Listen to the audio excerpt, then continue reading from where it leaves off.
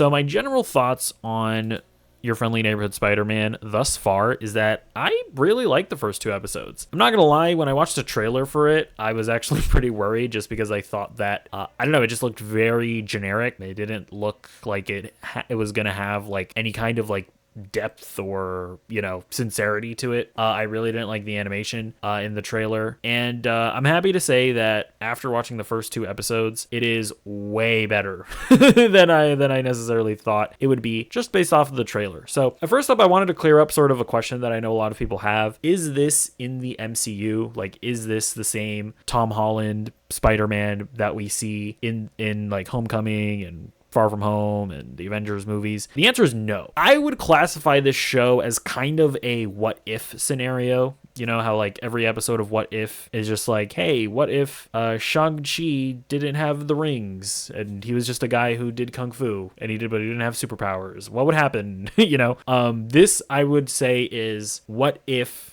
instead of Tony Stark mentoring Peter Parker, it's like what if Norman Osborn mentored Peter Parker? That's what it seems like this show is going to kind of be. And I prefer that, to be honest with you, because I remember when the show was first pitched, it was kind of pitched as like an origin story for the Tom Holland Peter Parker, because, we never saw Tom Holland get bitten by the spider. We didn't see his early years when he was in his like shitty suit. The reality is that I think that that's just like an incredibly limited framework to work within, because there's a bunch of villains that you can't really use. Realistically, how much like character development can you really do? How long of a period of time was he even operating as Spider-Man before Tony found him? Like, I don't think he could have been operating for that long. So I totally get and respect the decision, to be honest with you. And it also kind of fixes a problem with What If, where like What If episodes are so short that I feel like for the vast majority of them, the stories that they try to tell just end up feeling unfulfilling because they just don't have enough time to flesh it out. This is its own show. So I super appreciate that decision. Now, the interesting thing about the show is that with it be the reason why I call it a what if scenario is because there are clearly like a lot of similarities to the MCU, and there are a lot of nods to the MCU. Like, I think a non-spoilery example is, if you remember in Civil War, whenever they would get to a new location, they would just kind of have this like white text telling you the location and with an establishing shot.